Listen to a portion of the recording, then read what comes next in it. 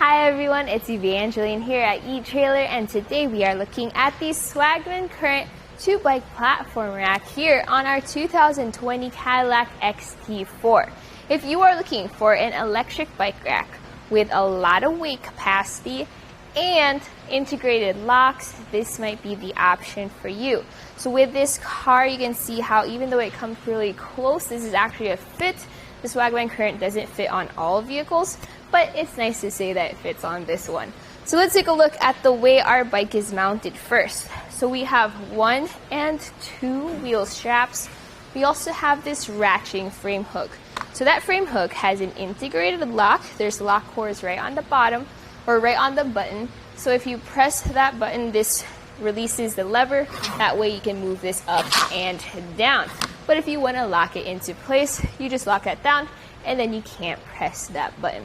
Now, with that design though, notice how it has the traditional hook style that comes down and holds your bike by the frame.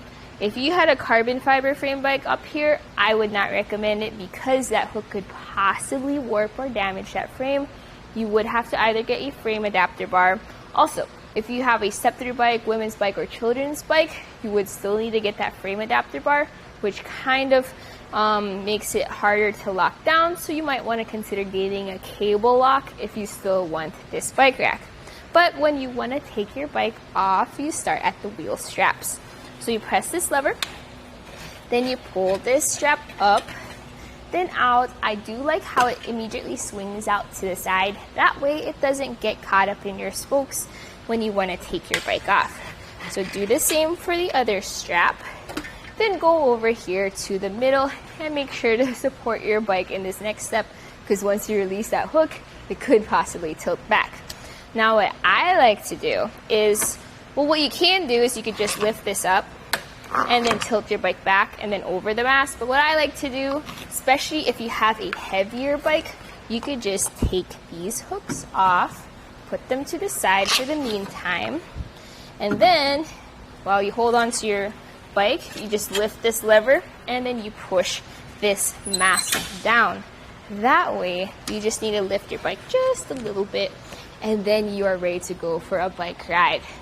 You still need to lift your bike up, not as nice as the ramp that you can get with like the Cruette NV or the Ceres MTR, but easier than having to lift it all the way over the mast.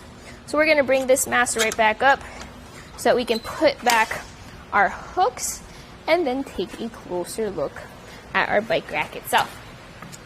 So let's get this ratcheting hook into place. Notice how in the lowest position from the bottom of the cradle to the top of that hook, it sits at about 17 inches of height. So if your frame is lower than 17 inches of height, you will definitely need to get a frame adapter bar with this bike rack. So we have these really large wheel hoops right over here, as well as these extra long straps. So notice how we have grooves on the inside. You have your short, thinner grooves for your thinner tires and your wider grooves for your fat bike tires. The maximum tire width this can fit is 5-inch fat bike tires. We also have that nice little cushion there on the top.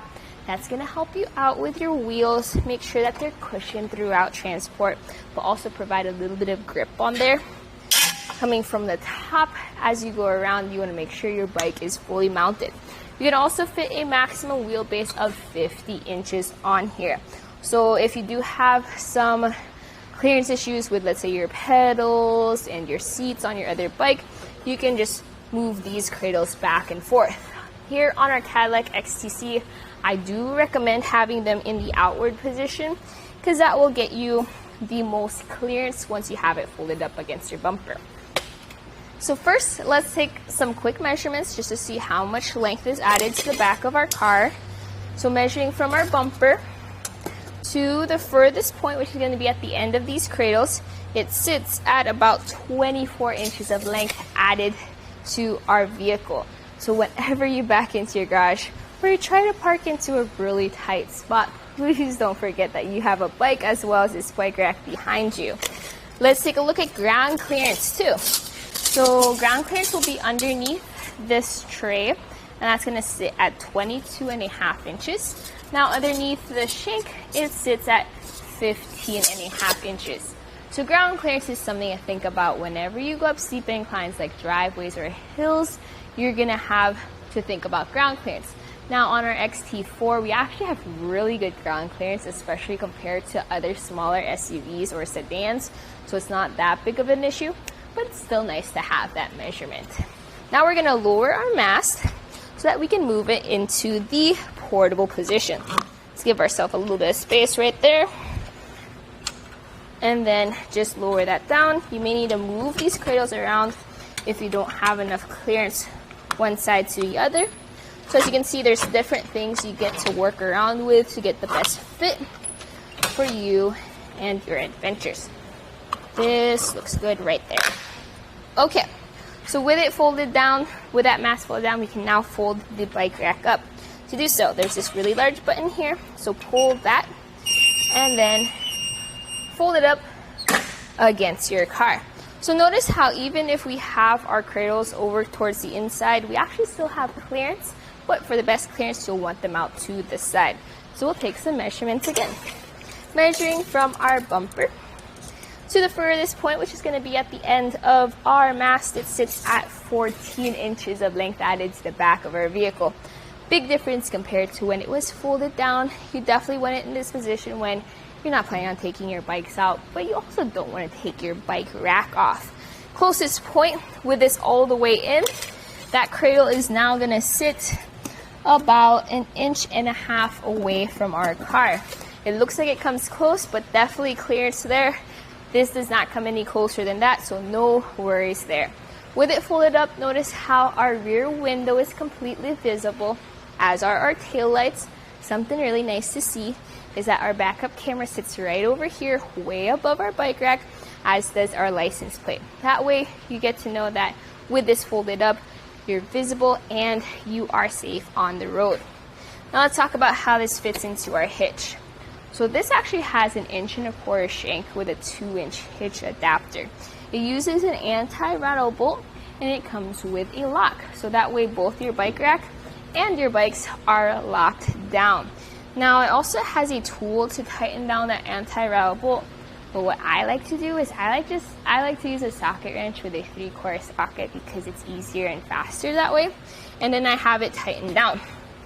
So then as you can see here, when I shake our bike rack, I'm really shaking our car, showing that even with that adapter in place, you still have that anti-rattle function, cuts down on the sway, cuts down on a rattle, making for a smoother ride for your bikes overall. Okay, so my final thoughts about this bike rack is that it actually is a good fit here on our Cadillac XT4. The Swagman Current, since it does become so compact and gets really close to the car, doesn't fit on some vehicles, but it's definitely a fit here, which is great to see. I really like how it has a 60-pound weight capacity, so if you do have your heavier electric bikes, this is perfectly fine with that. Now, if you do have a scepter bike, please check out our frame adapter bars here at etrailer. Also, if you have this out and about, you might want to check out our bike cover as well. But all in all, I think it's a really good fit and you get to carry around your really heavy bikes. So that was a look at the Swagman Current electric bike rack here on our 2020 Cadillac XT4. Here on our test course, we'll start by going through the slalom. This is going to show us the side-to-side action. This simulates turning corners or evasively maneuvering. Once we get to the alternating speed bumps, we'll see the twisting action. This will simulate hitting a curb or pothole or driving over uneven pavement. Once we get to the full speed bumps, we'll see the up and down action. This will be just like driving in and out of a parking lot, parking garage, or driveway.